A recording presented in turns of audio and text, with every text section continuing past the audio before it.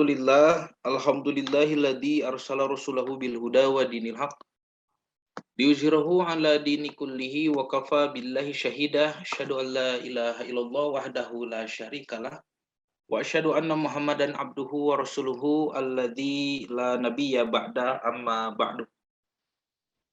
Ikhwatu iman yang dirahmati Allah, puji syukur kehadirat Allah yang Maha Ghafur, kita bisa bertemu kembali dalam acara kajian virtual ya. Insya Allah materi yang akan disampaikan kali ini mengenai mufrodat ya atau kosakata Al-Masihud Dajjal. Kenapa materi ini menjadi penting? Karena berapa banyak orang Islam yang mengkaji tentang Al-Masihud Dajjal tetapi masih tetap kesulitan memahami seperti apa sosok Dajjal itu sebenarnya. Nah, tentu saja dalam episode kali ini saya akan menyampaikan sedikit data supaya kita bisa memahami lafadz Dajjal itu sendiri dengan kerangka berpikir yang benar. Nah, jadi kajiannya fokus kepada penyebutan Al-Masihud Dajjal, ya. Jadi kajiannya fokus kepada wilayah kebahasaan. Jadi tidak akan dibahas mengenai kehidupan Dajjal nanti setelah muncul seperti apa, fitnahnya bagaimana, ya tidak sampai ke sana ya, karena terlalu panjang. Jadi kita cukupkan memahami Al-Masihud Dajjal melalui kajian kebahasaan. Baik, kita mulai ya. Memahami istilah Al-Masihud Dajjal. Ini kita tahu bahwa di dalam ajaran Islam, penamaan yang digunakan menggunakan bahasa Arab, ini saya sudah berkali-kali menjelaskan ya, bahwasanya di dalam Islam digunakan bahasa Arab sebagai bahasa ajaran ya, yang dibawa oleh Nabi Muhammad SAW. Kemudian juga konsep-konsep ajaran Islam dinamai dengan istilah-istilah dalam bahasa Arab. Tidak ada satupun di dalam ajaran Islam ritual ataupun konsep yang tidak diberi nama. Nah, ini saya sering sampaikan ya supaya kita semua bisa memahami bahwa penamaan itu bukan tanpa tujuan ya. Jadi tidak ada di dalam ajaran Islam ibadah ataupun konsep-konsep yang tidak diberi nama. Semuanya diberi nama. Ya. Nah, sholat, saum ya, sedekah, kemudian perkara-perkara gaib ya, pintu surga, pintu neraka, semuanya diberi nama. Konsep pahala ya, akhlak baik, akhlak buruk, ada namanya, semua ada namanya. Tolong sebutkan ibadah apa di dalam Islam atau konsep apa di dalam Islam yang tidak diberi nama. Dan tidak ada, semuanya ada nama. Nah, hikmah daripada penamaan itu apa?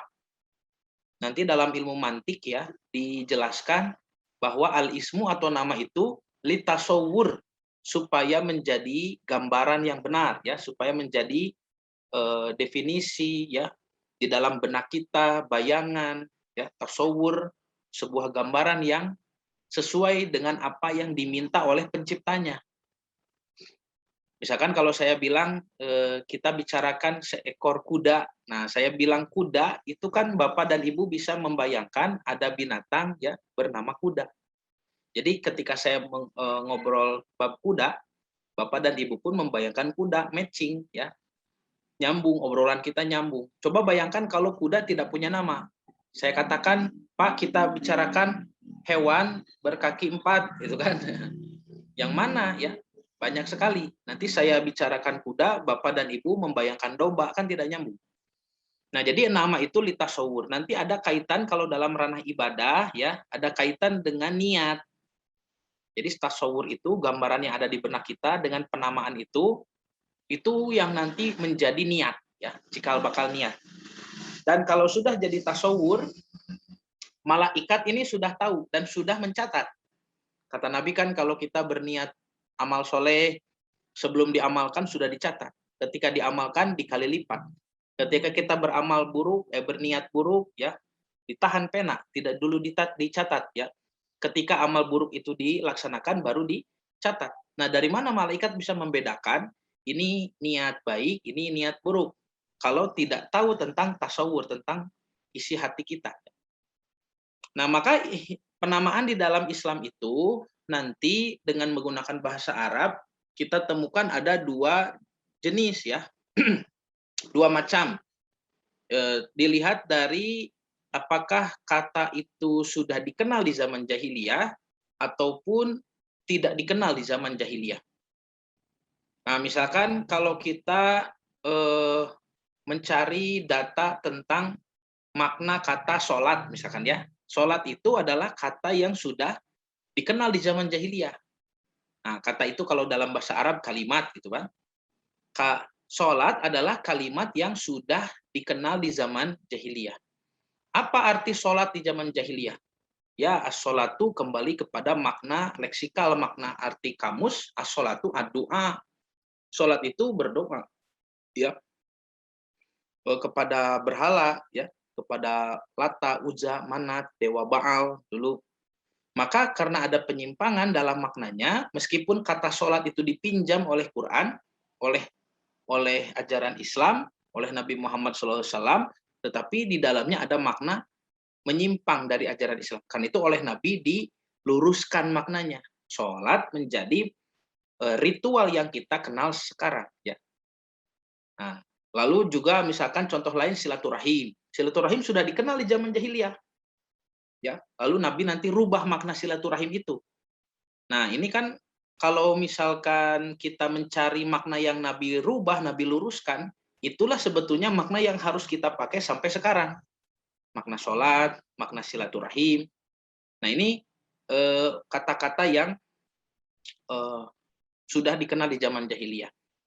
Nah, ada juga nanti kata-kata yang tidak dikenal di zaman jahiliyah. Jadi para sahabat pun asing. Apakah asingnya itu karena bahasa Arabnya sudah banyak terkontaminasi? Karena wilayah Mekah itu kan ibu kota ya. Kalau sekarang ya wilayah tempat orang lalu lalang ya. Dulu itu banyak orang berdatangan ke sana untuk ritual haji. Jadi banyak sekali kalimat yang tercampur, diserap, saling menyerap ya. Karena itu Nabi Muhammad SAW kan dulu diasingkan selama disusui sampai umur ya sekian tahun itu diasingkan di gunung supaya menjaga bahasa asli, bahasa Arab Fusha kan begitu. Nah, maka bisa jadi Al-Qur'an mengajarkan bahasa yang sudah lama hilang atau memang memperkenalkan bahasa-bahasa yang baru. Contoh misalkan seperti ketika Rasul mengajarkan nama-nama istilah gaib ya. Ada alam Sidratul Muntaha, ada nama-nama pintu surga ya. Nah, secara bahasa misalkan Sidratul Muntaha, orang Arab paham apa itu sidroh, apa itu muntaha misalkan ya. Secara bahasa pasti tahu, tetapi ketika digabung Sidratul Muntaha menjadi makna yang khusus, maka ini sesuatu yang baru ya. Nah, jadi dua sifat penamaan ini ya selalu dipakai dalam pengkajian kebahasaan, terutama dalam bahasa Arab ya, era Islam dan pra-Islam.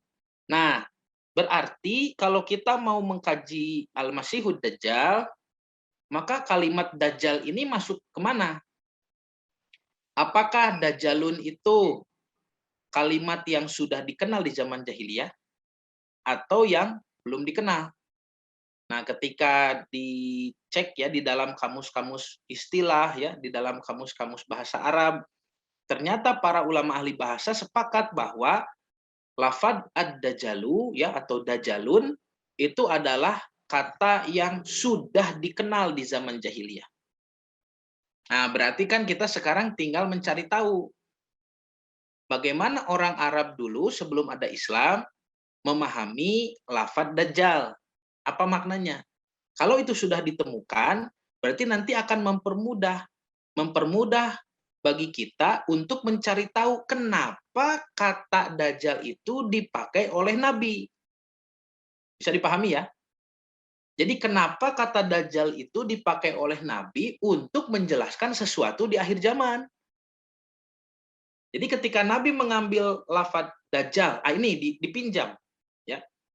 Karena orang jahiliyah sudah paham apa itu Dajjal. Nabi ambil itu untuk menjelaskan sesuatu yang memiliki sifat yang sama, sesuatu yang memiliki karakter yang mirip dengan Dajjalun di zaman jahiliyah ini, ya.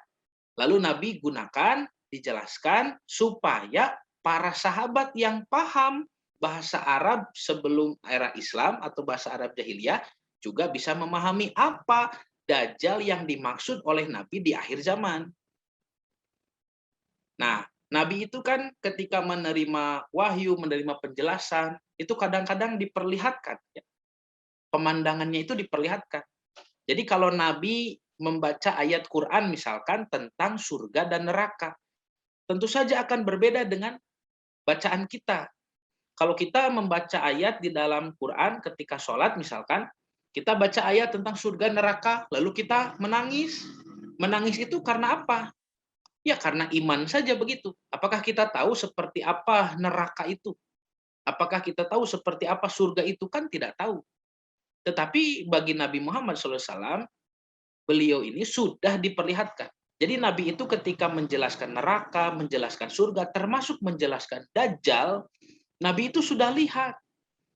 Nah, diberikan penglihatan, diberikan basyiroh, ya, diberikan penglihatan. Bagaimana caranya bisa menjelaskan dengan baik dari orang yang melihat kepada orang-orang yang tidak melihat, kan itu sulit. Sesuatu yang belum pernah dijelaskan oleh umat manusia. Sesuatu yang belum pernah ada penjelasannya, kan gitu. Jadi Nabi itu melihat Dajjal begini begitu, ya. Ini harus dibayangkan dulu. Nabi melihat Dajjal itu begini dan begitu, fenomenanya terjadi, ya. Fitnahnya menyebar, Dajjal itu sosoknya seperti apa, identifikasinya tepat ya dengan gambaran penglihatan itu. Lalu Nabi mencoba menjelaskan apa yang beliau lihat kepada orang-orang yang tidak melihat, kepada para sahabat. Kan itu bukan pekerjaan yang mudah. Harus memilih kata-kata yang tepat, harus memilih diksi ya diksi, kosakata, kemudian penjelasan yang tepat sehingga bisa mewakili apa yang beliau lihat. Nah, maka Nabi memilih, fenomena yang beliau lihat di akhir zaman itu dengan istilah ad-dajjal. Kata Nabi, ya Dajjal. Para sahabat kan sudah tahu di zaman jahiliyah Dajjal itu apa. Lalu para sahabat berpikir, ada fenomena itu ya di akhir zaman. Dan dia ada kesinambungan.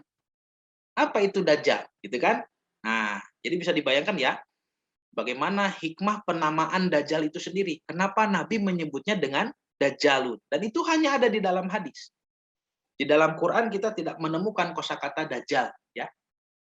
Nah, mari kita lihat selanjutnya. Lalu apa makna Dajjal di zaman jahiliyah? Ketika kita merujuk pada kamus yang disusun oleh para ulama ahli bahasa. Misalkan dalam kitab Mu'jam, ya, Mu'jamul Arabi, kata Dajjalun secara bahasa itu ternyata mengandung derivasi makna yang beragam. Yang pertama misalkan disebut juga kadzabun. Dajjal itu pendusta. Itu makna yang pertama, ya, pendusta satu. Yang kedua juga khudaun, penipu. Pendusta, penipu, ya.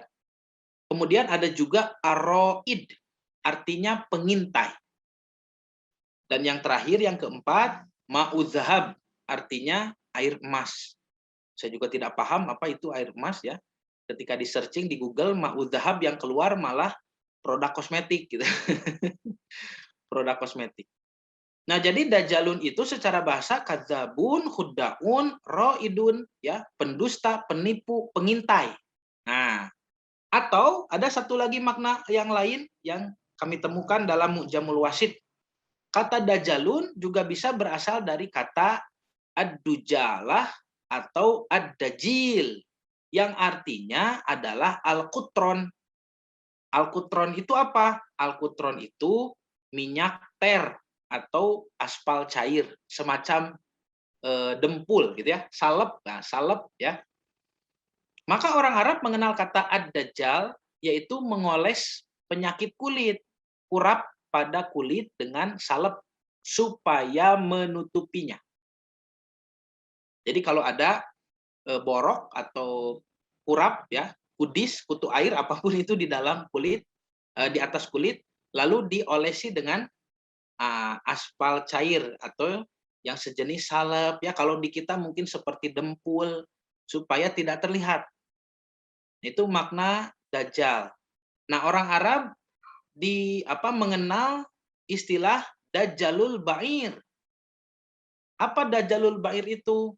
Pengolesan kepada unta, ya. Unta yang diolesi oleh minyak ter tadi. Semacam salep begitu, ya, aspal cair karena dia punya penyakit kulit. Jadi kalau ada unta ataupun hewan tunggangan lain seperti kuda, keledai ya, bigol itu ketika ada luka di kakinya misalkan karena terjatuh atau karena ya bertengkar, ada kejadian sampai lukanya itu membuat kulitnya terkelupas atau hewan tersebut punya penyakit kulit. Nah, maka kondisi ini tidak dibiarkan oleh orang Arab, apalagi oleh penjual hewan tunggangan. Jadi penjual hewan tunggangan kalau ada hewan yang dijualnya itu terluka atau berpenyakit kulit ya, tadi unta, kuda, keledai dan sebagainya, maka dia tutupi itu. Kenapa? Karena kalau tidak ditutupi kan kelihatan boroknya. Kalau kelihatan boroknya atau penyakit kulitnya, maka harganya nanti turun. Ya. Nah, jadi dajjalul ba'ir ya atau misalkan praktek dajjal disebut penipu ya, disebut pendusta, itu secara bahasa ya dikenal di zaman jahiliyah merujuk pada praktek penipuan di zaman jahiliyah. Jadi kalau dalam hewan tunggangan itu juga disebutkan dajjalul ba'ir ya. Dalam hewan tunggangan disebut dajjalul ba'ir ya, unta yang diolesi, ditutupi penyakit kulitnya, ditutupi borok-boroknya dengan semacam salep begitu. Sehingga apa yang terlihat mulus ya, padahal borok. Ya. Itu kaki unta itu borok atau terluka tetapi jadi terlihat mulus. Nah, begitu dajjal itu. Jadi membuat sesuatu yang borok, membuat sesuatu yang buruk, membuat sesuatu yang jelek terlihat bagus. Nah, kita dapatkan makna itu ya dalam pengertian bahasa dajjal. Nah, sedangkan secara istilah ini para ulama ahli bahasa sudah membuat definisi ya. Dalam Mu'jama'ani Al-Jami ya, apa yang dimaksud dengan ad-dajjal di dalam hadis Nabi, di dalam keyakinan umat Islam, di dalam ajaran Islam? Yaitu yakdzibu wa yakhda'un nasa ila anin tabahu ila tajjilih. Orang yang mengelabui manusia dengan berbohong dan menipu supaya manusia terkesan dengan tajilnya atau kebohongannya. Nah, titik 2, al-ityanu bi asya'a la ala qotalaha bil waqi. Ini karakter kebohongannya. Mendatangkan sesuatu yang tidak ada kaitan dengan kejadian sebenarnya. La ala qotalaha bil waqi. Tidak ada kaitan dengan kejadian sebenarnya. Kullu tamwihin khodiin. Semuanya hanyalah kamuflase dan penipuan. Ya. Jadi apa yang disajikan oleh Dajjal itu terlihat bagus, menutupi sesuatu yang borok, sesuatu yang jelek, ya. Padahal antara yang ditutupi dengan yang ditampilkan itu justru memiliki perbedaan yang sangat jauh. Tidak terlihat ya apa yang sebenarnya sedang terjadi, apa yang sebenarnya dia inginkan. Dan itu nanti kalau kita bahas sampai kasus-kasus dalam konteks dajjal modern, kita bisa temukan ya dalam politik-politik negara yang mendukung terhadap keyakinan bahwa dajjal itu akan datang. Nanti negara-negara adik kuasa seperti itu kan ada ya sekarang. Nah, negara-negara yang memang percaya ya mendukung kepada gerakan dajjal. Nah, itu mereka yang membuat propaganda. Sehingga apa yang ditampilkan oleh media yang mereka buat sendiri dengan kejadian yang sebenarnya, yang mana menjadi tujuan dan keinginan mereka itu tidak ada hubungan, tidak ada kaitan sama sekali. Contoh misalkan ya, contoh misalkan ketika gedung WTC ditabrak oleh pesawat, katanya begitu, ya. Pesawat yang dikemudikan dengan apa namanya, dibajak ya oleh seorang yang bernama Osama bin Laden, kan begitu. Di dalam media kan, apa yang diceritakan di media seolah-olah Osama bin Laden yang dari Afghanistan ini ya sedang menyerang negara Amerika. Padahal ya ketika kita membaca pendapat para pemerhati hubungan internasional, justru saat itu Amerika sedang ketakutan kepada bom nuklir yang sedang diproduksi secara hebat di negara Pakistan. Ini kan tidak ada nyambung, tidak nyambung ya. Kenapa Amerika itu takut kepada negara Pakistan yang memiliki bom nuklir sendiri? Ya, dihubungkan dengan peristiwa yang muncul di media tentang Osama bin Laden, orang Afghanistan yang menyerang Amerika. Kan tidak nyambung. Tetapi apakah ini sebetulnya ada kaitan? Jawabannya ada. Karena untuk mengawasi Pakistan yang membuat nuklir sendiri, Amerika harus membuat pangkalan militer di sekitaran negara Pakistan. Kalau di negara Pakistannya tidak bisa, ya, nanti memicu ketegangan.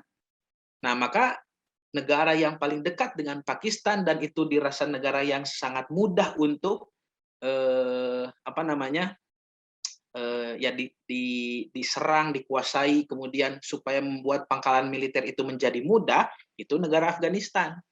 Tetapi kalau ujug-ujug Amerika itu datang ke Afghanistan lalu membuat pangkalan militer di sana, kan juga tidak baik di mata dunia.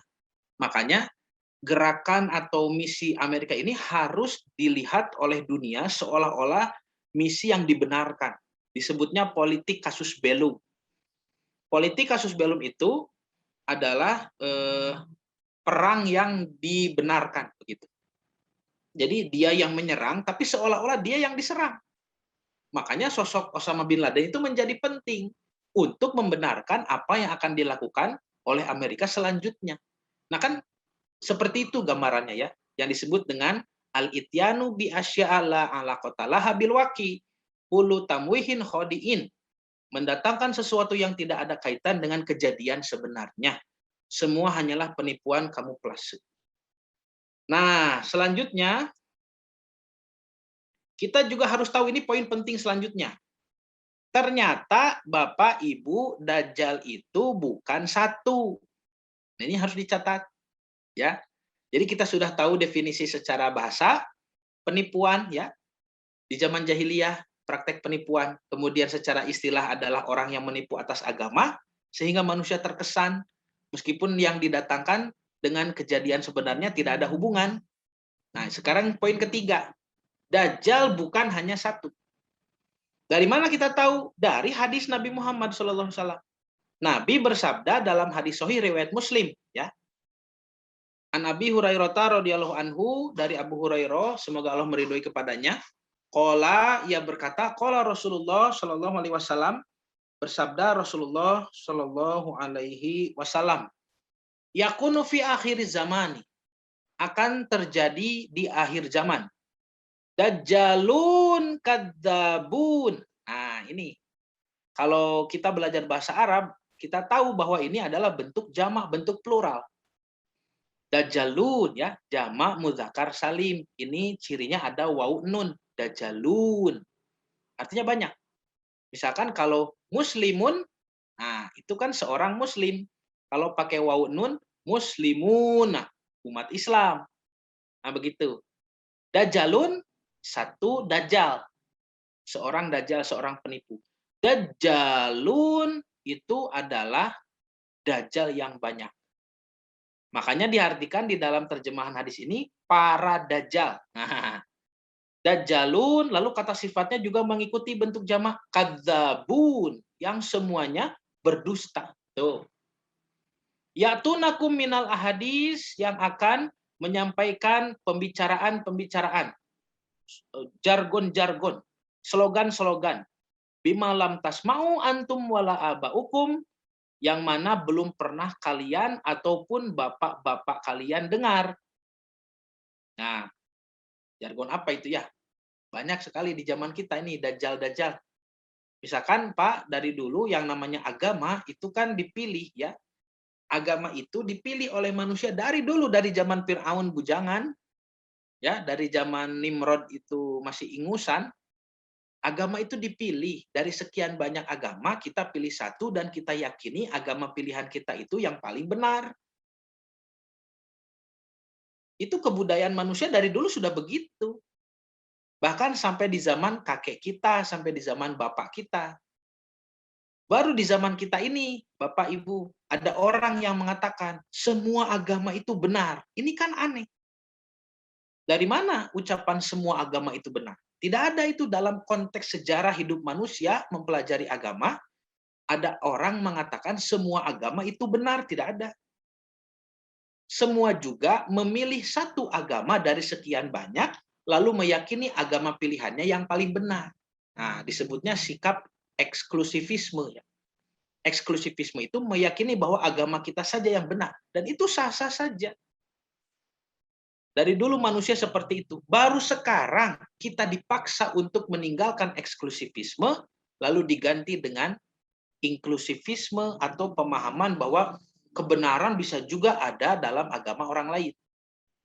Nah ini kan yang disebut dengan al-ahadis bimalam tasma'u antum wala aba'ukum.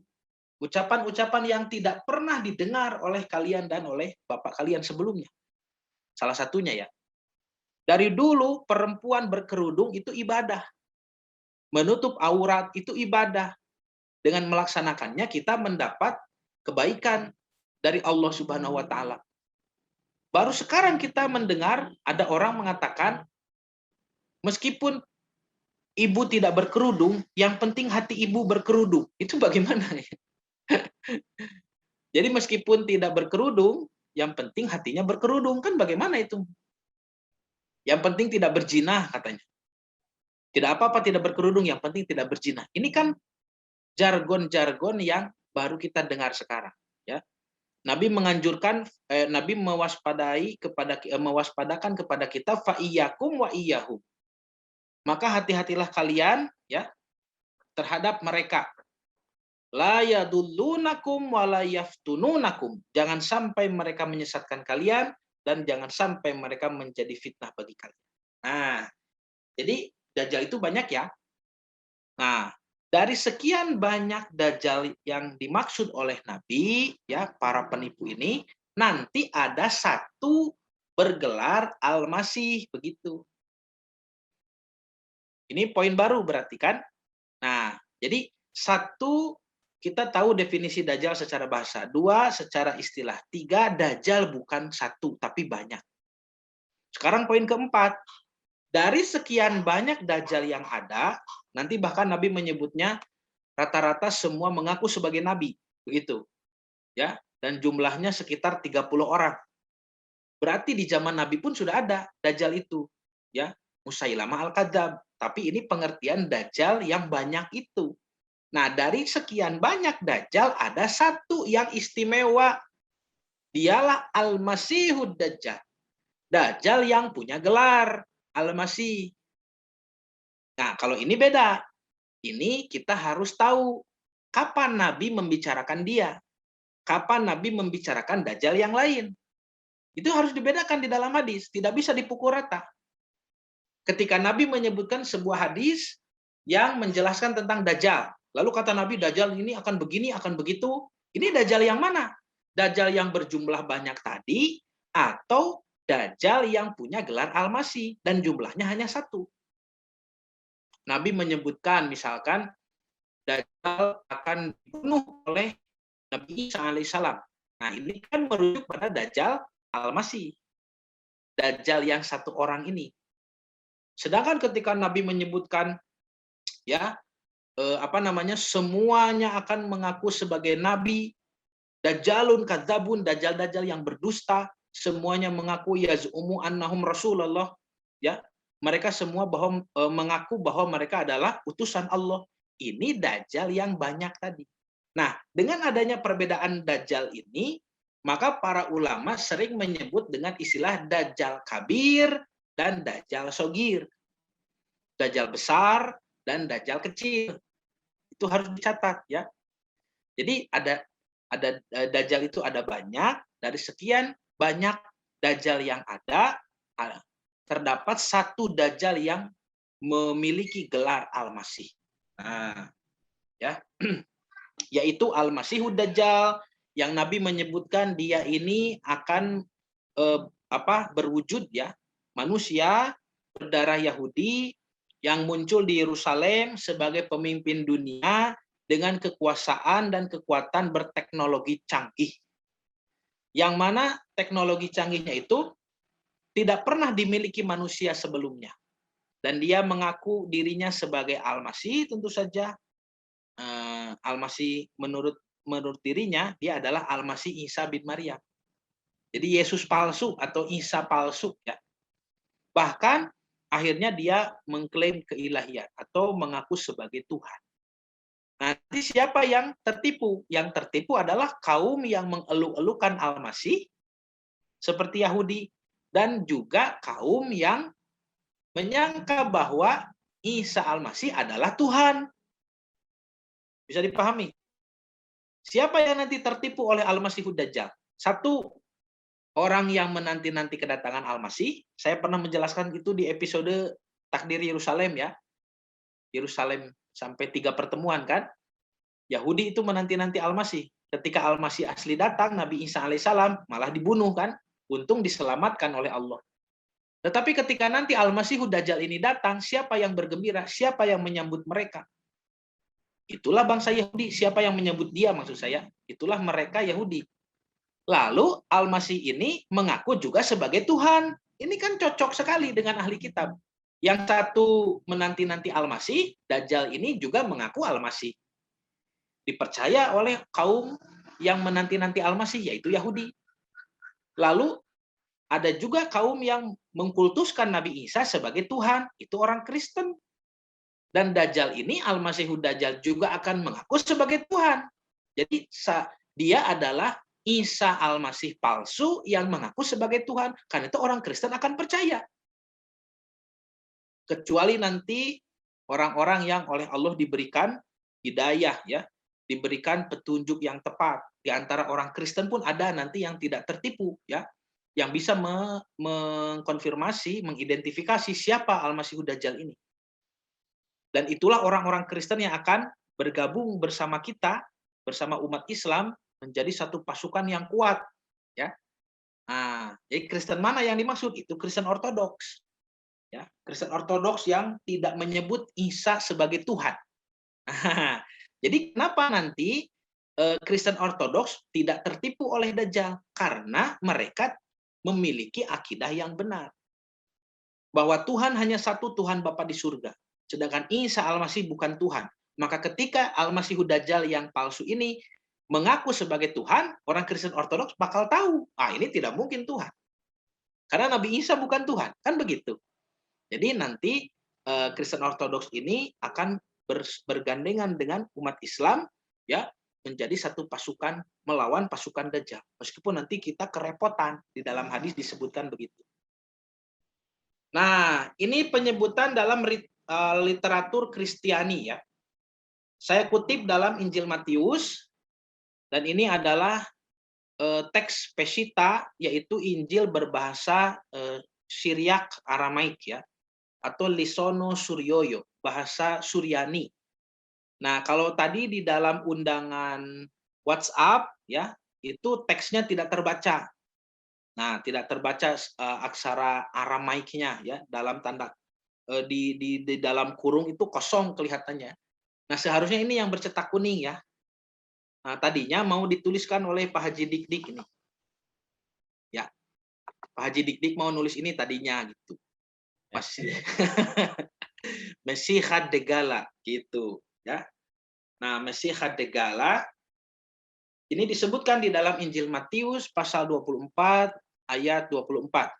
Karena akan datang banyak Al-Masih palsu dan nabi-nabi palsu. Begitu kalimatnya. Nah, dibaca dalam teks Pesita ya, nekumun ger mesiha degala wa nefiye de kadavuta. Wah, disebut kadavuta. Apa kadavuta itu? Kadzabun ya, berdusta. Jadi akan datang banyak sekali mesiha degala. Mesiha degala al-masihu dajjal. Kenapa disebut dajjal? Berarti orang-orang yang menggunakan bahasa Aramaik, bahasa Suryani pun tahu bahwa makna dajjal itu penipu. Sama dengan orang Arab ya, banyak. Sama. Ya. Dan mana kedatangan Masihud Dajjal itu juga diikuti dengan Neviye de Kadavuta. Nabi-nabi yang palsu. Nah, nabi-nabi yang berdusta. Ini selaras dengan ucapan Nabi. Nabi mengatakan Dajjalun kadzabun. Dajjal-dajjal yang semuanya berdusta. Lalu nanti di hadis lain saya perlihatkan nanti setelah ini, yazumu annahum rasulullah. Ya. Mereka pun mengaku bahwa dirinya adalah utusan Allah, nabi palsu berarti. Nah, ya dikatakan di sini wanitlun atwata raurwata. Mereka akan memberikan tanda-tanda ajaib yang dahsyat ya, serta juga berbagai mukjizat. Nah, supaya kalau bisa denaton in miska af lagfaifa. Susah ya bacanya. Kalau bisa mereka menyesatkan orang-orang pilihannya juga. Jadi orang-orang pilihan Tuhan pun, orang-orang soleh maksudnya di sini, bisa disesatkan oleh Mesiha Degala. Jadi wacana tentang Al-Masihud Dajjal bukan hanya milik umat Islam, ya, juga bukan hanya milik orang Yahudi, ya. Orang Yahudi juga kan mengetahui tentang adanya Al-Masih, tetapi juga milik orang-orang Nasrani. Jadi orang Nasrani pun mengenal akan adanya Al-Masih palsu. Nah, tetapi kalau kita merujuk pada Bible ya, cetakan bahasa Indonesia sekarang, Al-Masih palsu ini tidak disebut sebagai Dajjal di dalam bahasa Indonesia.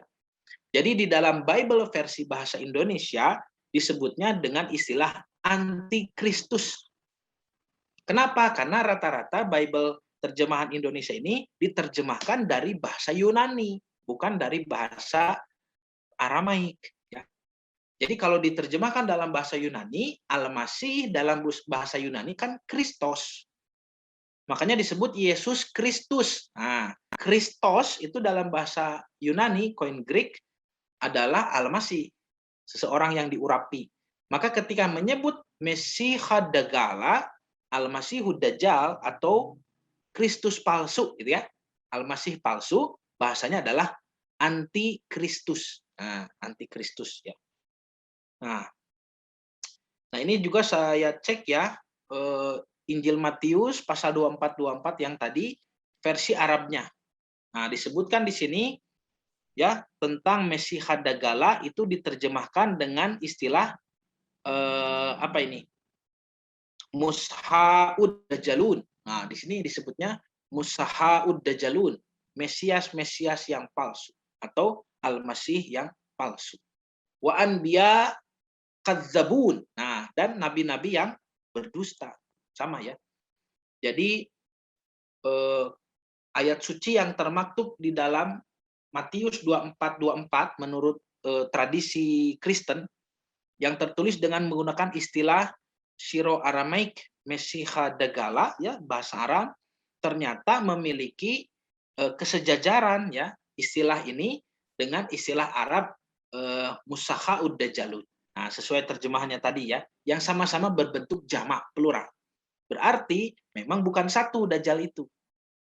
Nah, dan istilah Syro Aramaik Mesiha Dagala ya sebagaimana termaktub di dalam teks Pesita tadi ternyata berdasarkan pada kajian semantik leksikal, kajian kebahasaan bermakna ganda, yakni merujuk pada makna the anointed ones. The anointed ones itu apa? Seseorang yang diurapi.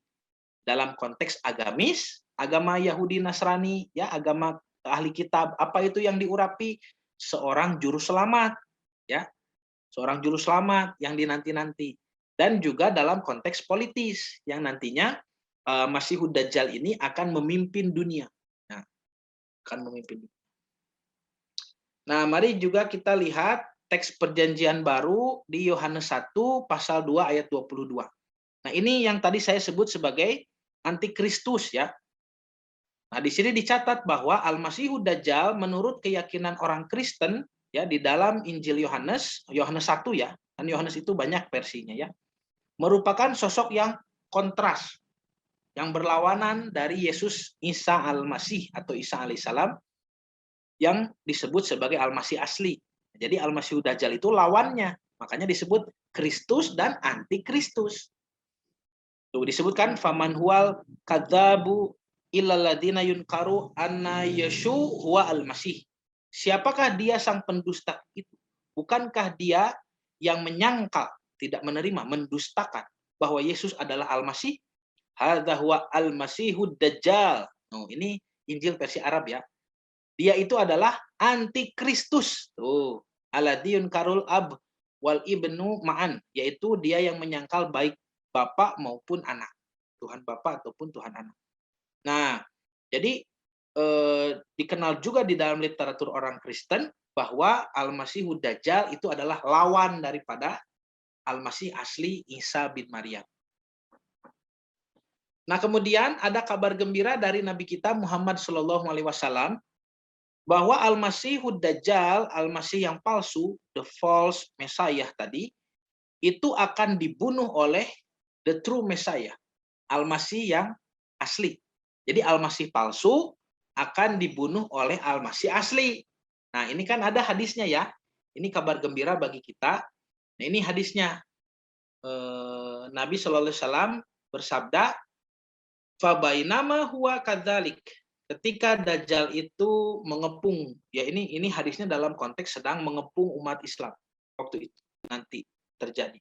Idz ba'atsallahu al-Masiha ibna Maryam.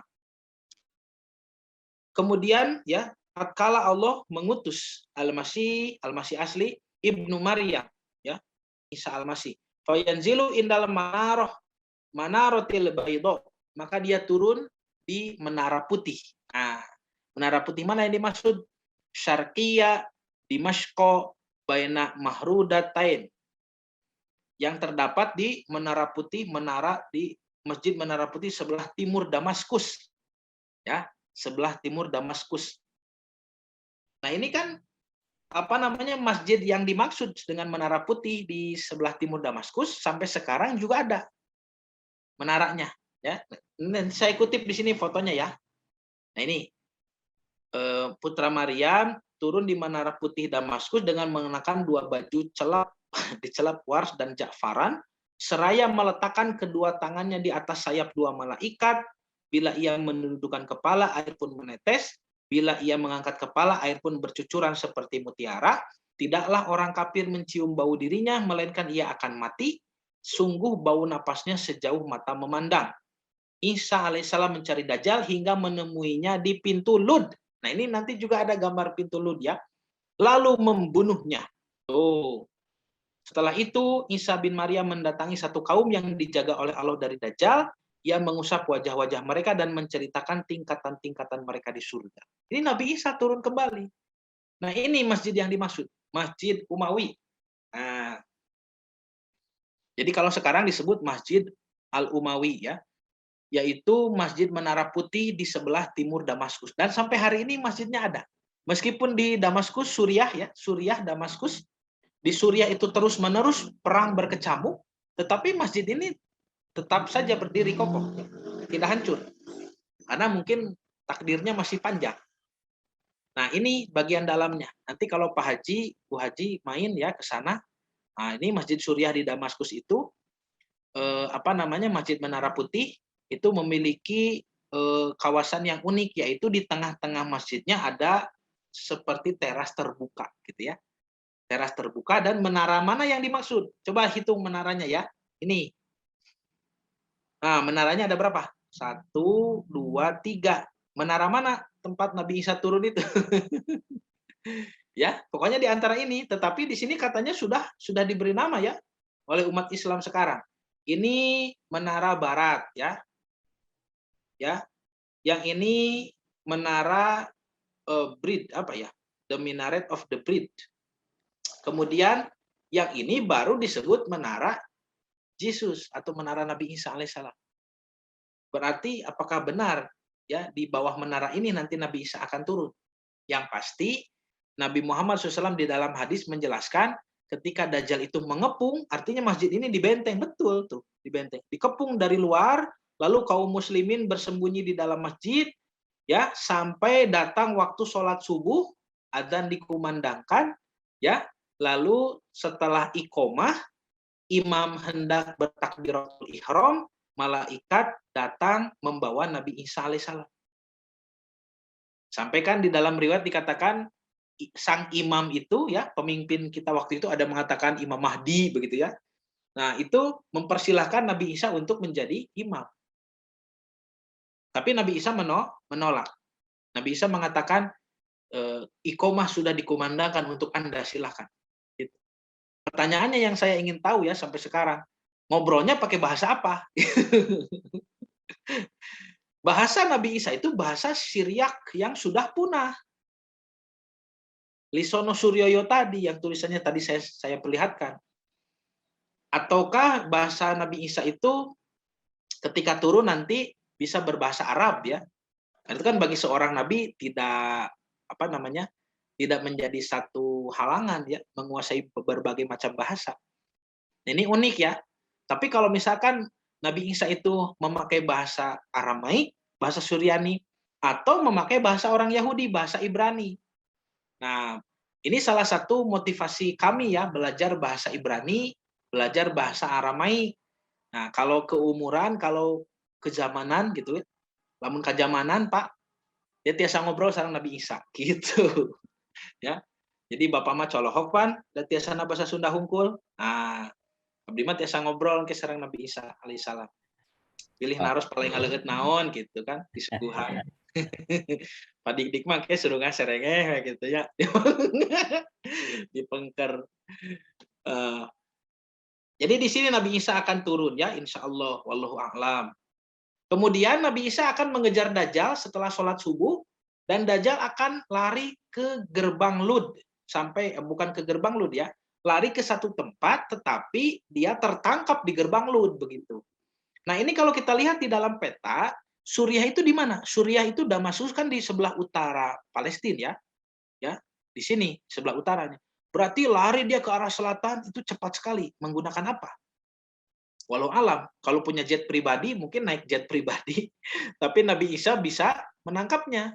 Nah, sampai sekarang pun kalau kita datang ke wilayah Palestina, kalau sekarang kan disebut Israel ya, tapi saya tidak sudi menyebut Israel, ini Palestina.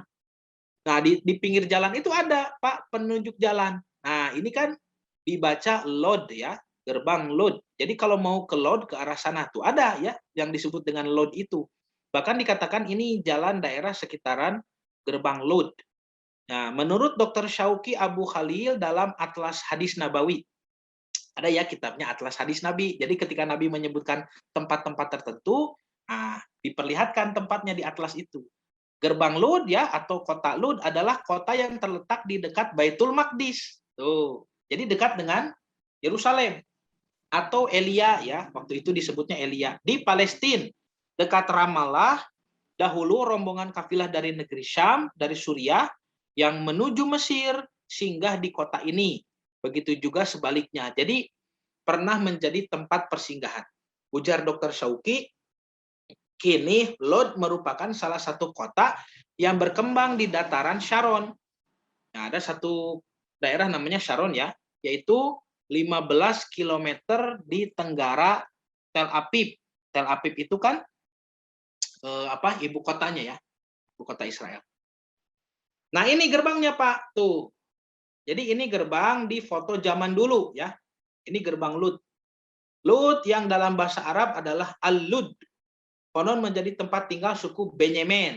Masih ingat ya, suku ke-12 di Bani Israel. Kota seluas 12.000 km, ya 12.226 km persegi itu sudah muncul sejak periode Kanaan, periode zaman Nabi Ibrahim hijrah ke Palestina ya. Nah, itu kan masih disebut Kanaan waktu itu. Temuan tembikar di daerah tersebut menunjukkan kota Lud telah eksis sejak 5.600 sampai 5.250 tahun sebelum Masehi. Berarti dari zaman Nabi Nuh ya sudah ada. Nah, ini kota Lud. Nah, sekarang seperti apa gerbangnya? Ini kan gambar gerbang dulu ya. Gambar gerbang zaman dulu. Kalau sekarang ini ya. Kalau sekarang ini gambarnya. Sejak saat itu, Lud menjadi hunian bangsa Yahudi hingga penaklukan yang dilakukan oleh Romawi. Sudah pernah saya jelaskan ya di takdir Yerusalem. Pada tahun 70 Masehi, kota ini dikenal sebagai pusat pemikir dan pedagang Yahudi. Ini gerbang Lud. Jadi di mana nanti ketemunya Nabi Isa dengan Dajjal? Itu kan seru ya. Nah, bisa di depan jalan ini, atau di atas benteng sana, atau di belakang benteng sana, di mana wallahu alam. Yang pasti Nabi mengatakan dan Al-Masih menangkapnya di Lud gitu ya. Dan ini gerbang kota Lud. Nah, jadi nanti di sini ya ditangkap Dajjal lalu dibunuh. Nah, kembali kepada pembahasan Dajjal secara bahasa tadi ya. Kita kembali kepada pembahasan Ad-Dajjalu, Al-Masihud Dajjal. Berarti kalau Nabi Muhammad SAW membedakan Dajjal yang banyak tadi, yang semuanya berdusta, juga ada satu Dajjal khusus yang akan dibunuh oleh Nabi Isa, dan sabda Nabi ini berkesesuaian dengan data yang didapat dari literatur yang lebih kuno, ya, kitab orang-orang Nasrani, ya, yang tadi berbahasa Aramaik. Berarti memang apa namanya yang dimaksud dengan Dajjalun itu tidak satu. Nah, maka para ulama sering membuat perbedaan definisi ya, perbedaan istilah. Yang disebut dengan Dajjal itu ada Dajjal Kabir, ada Dajjal Sogir. Jadi kalau Dajjal Sogir ya, itu Dajjal kecil yang banyak tadi. Kalau Dajjal Kabir, Dajjal yang muncul nanti di Yerusalem sebagai Al-Masih, mengaku sebagai Tuhan dan dibunuh oleh Nabi Isa alaihissalam, sang Al-Masih asli. Nah, ini juga ada hadis tentang fitnahnya ya. Hadis riwayat Muslim. Nah, ini saya baca di dalam kitabnya langsung kan, Sahih Muslim, ini Syarah Nawawi ya. Ini kitabnya. Kitab Sahih Muslim ini Syarah Imam An-Nawawi ya. Nanti Imam An-Nawawi menjelaskan ya seperti apa sebetulnya fitnah Dajjal itu. Nabi bersabda dari sahabat Jabir bin Samurah ya, ia meriwayatkan Nabi bersabda menjelang hari kiamat akan muncul para pendusta. Waspadalah terhadap mereka. Nah, ini hadis dari Abu Hurairah juga ada. Radhiyallahu anhu qala Rasulullah sallallahu alaihi wasallam yakunu fi akhir zaman. Oh, ini yang tadi ya. Dajjalun kadzabun dijelaskan dengan syarah Imam Nawawi. Yakunu fi akhir zaman. Yang dimaksud dengan akan terjadi di akhir zaman itu menurut Imam An-Nawawi akhiru zaman hadhil ummati. Akhir zaman umat Nabi Muhammad, umat ini, umat Islam. Dajjalun, minad dajjal wa huwa at-talbis. Dajjalun itu bentuk aslinya dari kalimat atau dari lafaz ad-dajjal, yaitu at-talbis. Talbis itu apa? Talbis itu ya topeng, ya, penipuan, fitnah begitu. Makanya ada istilah talbis iblis, ya, penipuan iblis, atau bahasa akademiknya diabolisme, ya, diabolisme. Orang-orang yang menipu dengan ilmunya begitu. Ya, jamak dari dajjal, ya, dajjalun tadi, ya, talbis jamak dajjal. Wa huwa kathirul makar, yaitu banyaknya makar-makar, rencana jahat. Wa talbis dan penipuan-penipuan, topeng-topeng. Karena tadi kan menutupi sesuatu yang buruk ya sehingga terlihat bagus, terlihat baik. Nah, apa itu al-khudaun, ya, khudaun. Ya, para penipu, khudaun itu. Yakni sayakunu jama'atun yaquluna linnas, akan datang sekelompok orang yaqulun, mereka berkata linnas kepada manusia, kepada masyarakat, nahnu ulama wa masyayikh, kami adalah para ulama, kami adalah syekh, nad'ukum ila din, yang mengajak kalian kepada agama. Nah, berarti kan ini fitnah dajjal kecil ya. Dajjal yang banyak itu. Dijelaskan oleh Imam An-Nawawi. Mereka akan menyeru manusia kepada agama. Wahum, sedangkan mereka itu kadzabun, berdusta. Fidzalika, ya, dalam hal ini ya'tunakum minal ahadis bima lam tasma'u antum wala abaukum. Mereka berdustanya itu mendatangkan kepada kalian omongan-omongan, jargon-jargon tadi ya, yang mana tidak pernah didengar oleh kamu dan bapakmu. Yakni yatahaddatsuna bil ahadisi al-kadzibati. Mereka mengatakan atau menyebarkan omongan yang dusta, ya. Wa yabtada'una ahkaman batilatan, dan juga mendakwahkan atau menyiarkan, ya, hukum-hukum yang batil. Nah, ini hukum-hukum yang batil. Hati-hati ya. Bahwasanya misalkan dalam hal akidah, ya, tadi semua agama benar, dalam hal ibadah, ya, syariat-syariat di obok-obok, ya, yang sudah beres dipermasalahkan. Hati-hati hukum-hukum yang batil, ya, hukum-hukum yang salah. Wa i'tiqadati fasidah, dan akidah-akidah yang sesat, ya, yang apa, fasad, yang rusak, ya. Oh, ini ya ada terjemahnya. Di akhir zaman, ya, sudah tadi ya, datang orang-orang yang berkata-kata, menyampaikan hadis yang tidak pernah didengar oleh kita maupun bapak kita, berkata-kata dengan ucapan dusta, mengkampanyekan hukum-hukum batil dan keyakinan-keyakinan rusak. Nah, ada satu kitab lagi yang unik dari para ulama, ya, yaitu kitabnya Syekh Nasruddin, Nasruddin, kok Nasruddin? Abdurrahman bin Nasir, ya, maksud saya Abdurrahman bin Nasir As-Sa'di. Nah, ini kitabnya. Kitab Risalatani fi fitnati dajjal wa ya'juj wa ma'juj.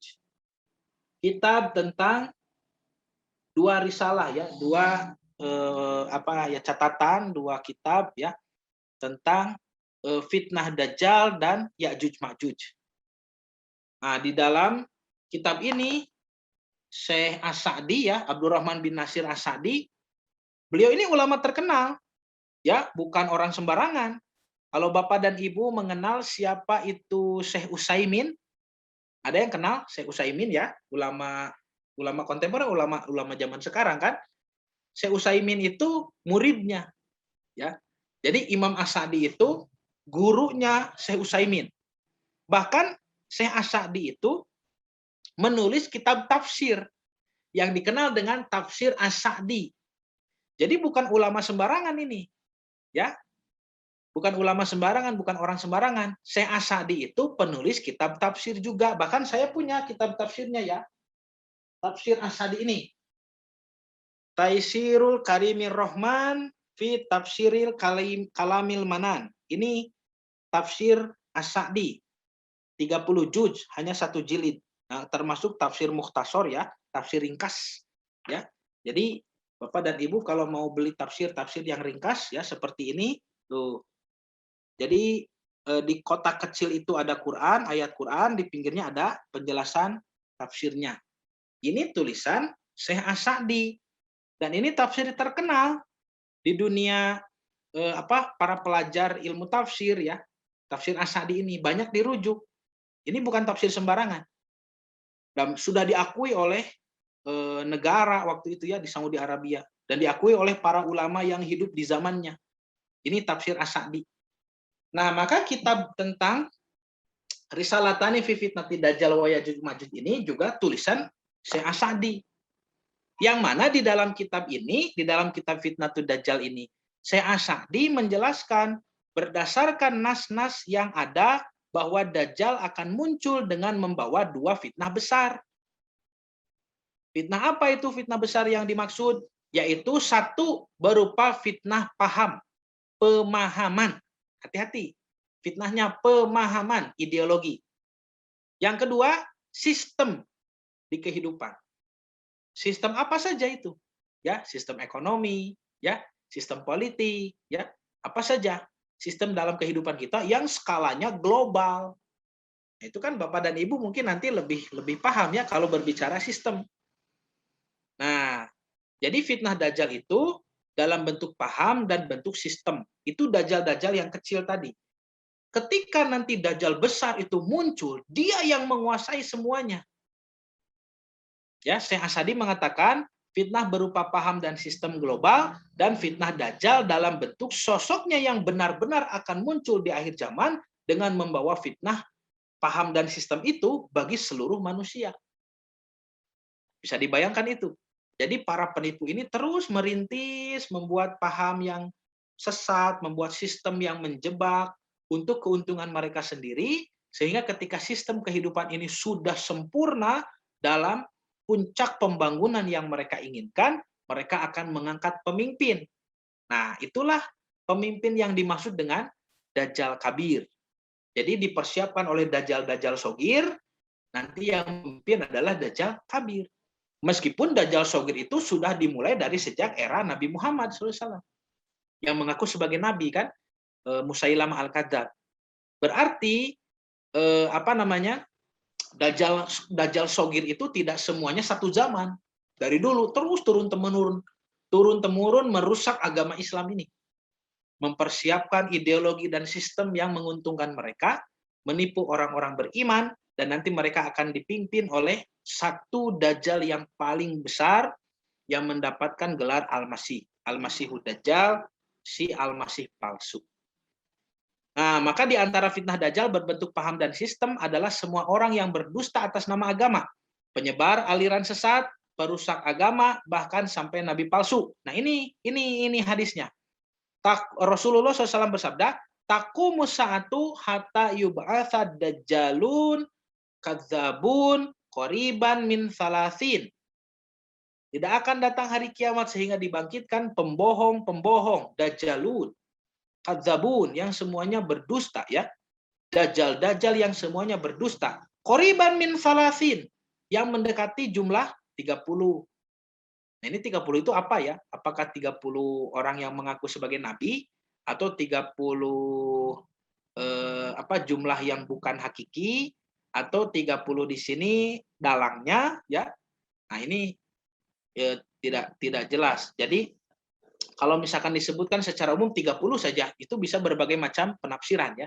Bisa berbagai macam penjelasan. Yang pasti ya, qoriban minas salasin itu mendekati angka 30. Kulluhum yaz'umu annahu Rasulullah. Semuanya mengaku bahwa dirinya adalah utusan Allah. Ini kan selaras dengan apa yang kita baca dalam kitab Yahudi dan Nasrani tadi. Ya, bahwasanya nabi-nabi palsu itu muncul berbarengan dengan Dajjal, dengan Al-Masihud Dajjal, dengan Antikristus, dengan Mesihad Dagala, ya, dengan the false Messiah atau Al-Masih palsu. Nah, coba kita simpulkan dulu ya supaya tidak bingung. Ini. Jadi memahami Dajjal ya dalam ukuran pengkajian mufrodat ya, yang disebut dengan Dajjalun. Ya, Al-Masihud Dajjal. Satu, kita pahami makna bahasa adalah praktek penipuan di zaman jahiliyah awalnya.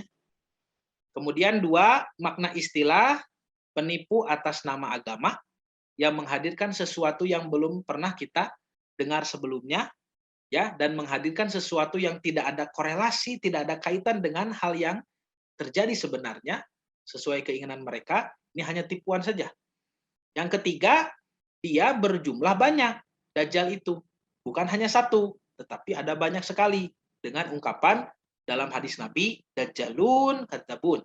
Yang keempat, dari sekian banyak Dajjal itu, ada satu yang bergelar Al-Masih. Itulah Al-Masihud Dajjal yang paling besar fitnahnya. Kenapa? Karena dia sampai mengaku sebagai Tuhan.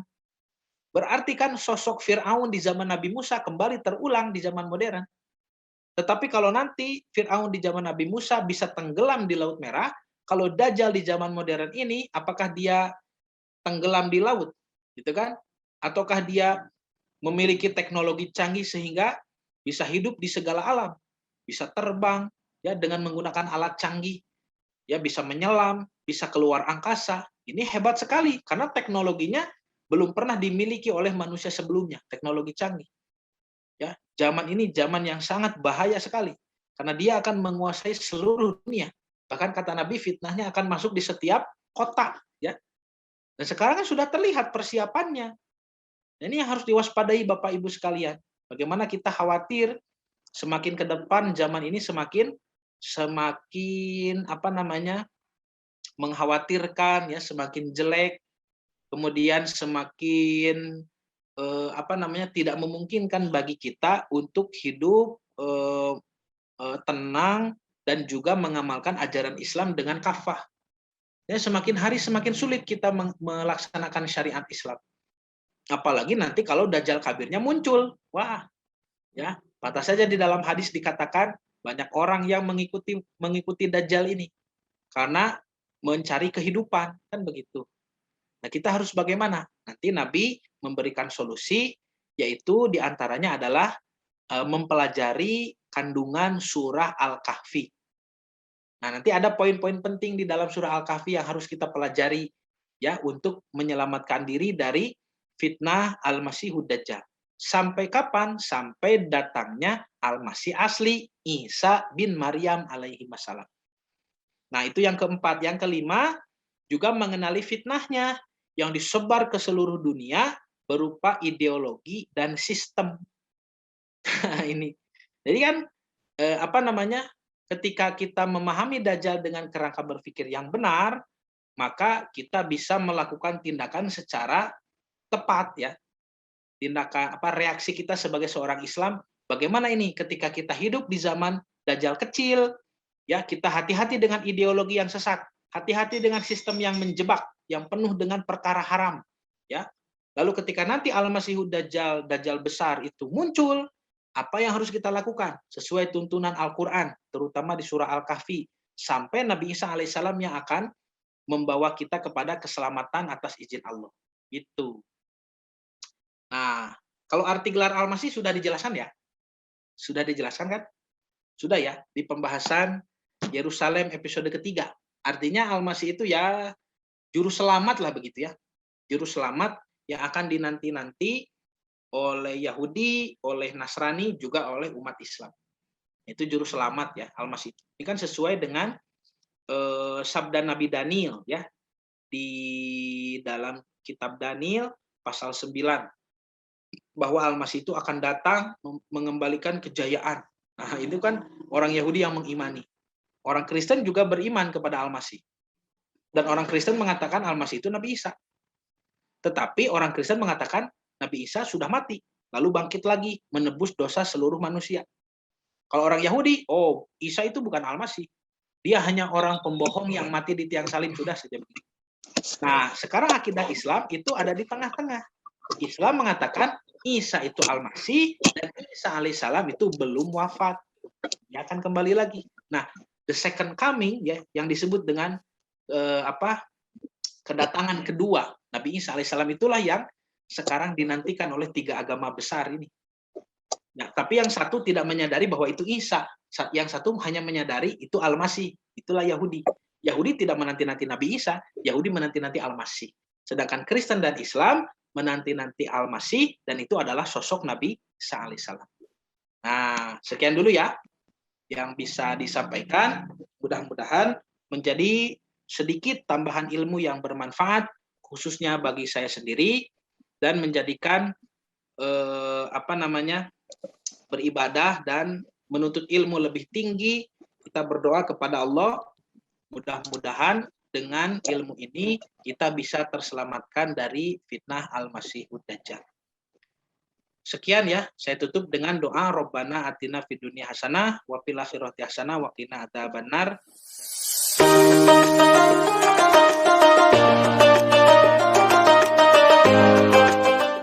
Mulia dalam genggamanmu.